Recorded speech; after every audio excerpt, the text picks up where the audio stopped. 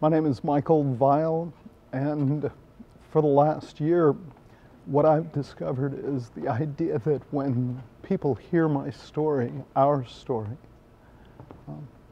it's a situation where you want to say, if we've gone through this and stayed true and stayed faithful, then you can get through what you're going through. You can go through what you're going through and understand that we've been through, I don't want to say much worse, but if people compare experiences, I guess, I hope it's an inspiration for people to understand that we are faithful and we will be faithful, and you can get through what you're going through too.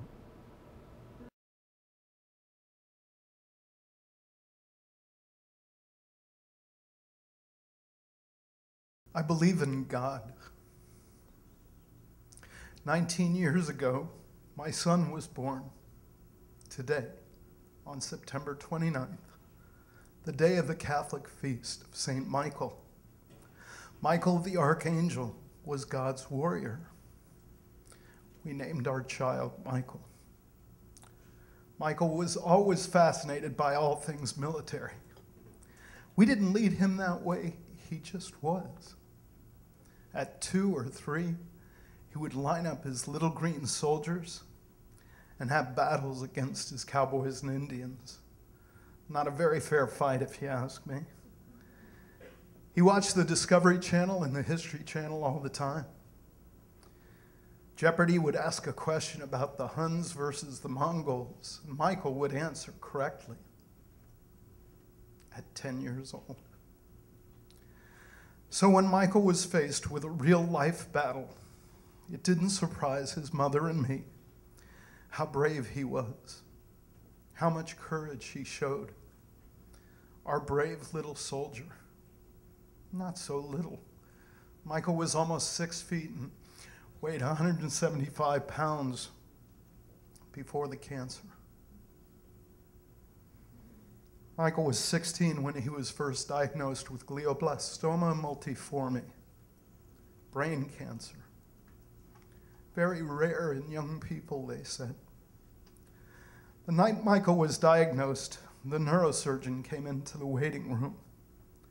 He said the tumor was the size of a softball, inoperable. It was too deep and too far back in his brain. He cried with us. Then he prayed with us. I went into the hallway at Baptist Hospital alone. My first instinct was to buy a gun, to shoot Michael, then to shoot my wife, and to shoot myself. I just wanted us all to be in heaven together. My next thought was just to go, to get in my car and drive. I looked toward the giant window. The windows at night act like mirrors. I saw my reflection, and I heard God's voice as sure as I'm speaking to you tonight. Put your boots on, son. It's going to be a long, hard ride. Get back in there and take care of your wife. And take care of your kid. Words can't explain what cancer does. The fear and the doubt, the pain and the vomiting, the seizures, the cerebral spinal fluid leaking from the scars, risking meningitis. After 3 craniotomies and radiation treatments and 10 months of chemotherapy, I became very good at listening for every sound coming from Michael's room. It was very late one night, maybe 3 or 4 in the morning. I heard Michael get up and go into the bathroom to vomit. I hurried out of bed and rushed to be with him like so many other nights in the past 17 months. Only this time it was different. I said, "Are you okay?" And he said, I'm sure he thought he was making sense, but his words were unintelligible. I knew the cancer was back. We got him down the stairs as quickly as we could and into my car. I headed to Baptist Hospital as fast as my car would drive. I was doing about 90 when I passed a parked Metro cop. The cop didn't even come after me. Michael was immediately admitted into the emergency room. They knew us by name. After many hours, blood work, and MRIs, it was confirmed that the cancer was back with a vengeance. He was given 2 months. No more chemotherapy, no more radiation. Just go home and wait. So we took him home. He wasn't able to communicate that well. The cancer was causing hallucinations. Because there was a mob in the cul-de-sac, he wanted me to make sure I had my gun. I didn't own a gun. He wanted to make sure his mom got his paycheck. He was going to buy her a new house. Michael had never had a job. Then 4 weeks later, it happened. Shortness of breath, his vitals going crazy. I called 911. The paramedics rushed him back to Baptist. They stabilized him and told us that for all intents and purposes, he was gone. We should take him off the ventilator and let him go. Let him go? Let him go? Who do you think you are? What is he, some kind of a fish we're going to throw back in the sea? No. My wife and I would not play God.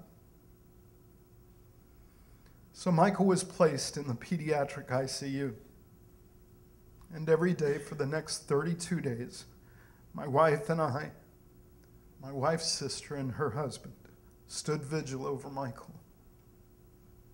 On our knees, we wept before God. Please, please, please have mercy. Please do the miracle that we know that you can do if you choose to.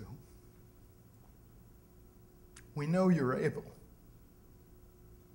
I just don't know if you're willing. Why wouldn't you be willing? Why would you allow this to happen to such a good boy? God, your word says that you love me. This is how you show it? Please don't love me so much. There's other families, Lord. Why not them? They have 3, 4, 5, 6 kids. Why not take one of them? Michael is our only child. At that moment, it occurred to me. The father had to watch his only son struggle and suffer and die. Michael would turn 18 in the hospital. Michael the warrior. Michael the archangel. Many of his friends came to see him, to pray with us, to pray for him. I've never been more proud of his friends. They renewed my hope in the future. Several times Michael showed signs of improvement, a squeeze of the hand, wiggle of toes. It's amazing how much hope one can derive from such a small act. And early in the morning, October 18th, 2011, we got a call from Michael's nurse. Dilated pupils, no brain activity. We rushed back to the hospital, and I went in first. I reached down, opened his eyelids, and could tell. See, we should have been picking out Michael's tux for his prom and going to visit colleges and working on getting scholarships and girlfriends and first cars and jobs. Instead, we had to select the clothes he would be buried in, the color of his casket, the music for his funeral, and what to write on his headstone. It would seem insane to trust God all your life, and then when something this bad happens, to shake your fist at him. That doesn't mean I wouldn't like to get Jesus in a locked room for a couple of minutes, okay? Don't get me wrong, okay? But there have been so many blessings, so many lessons learned, so many friends we never knew before, so much compassion shown to us. Every night throughout his life, when we tucked our little boy into bed, we would say, "Sleep with the angels, Michael." So on his headstone we wrote, "Sleep with the angels."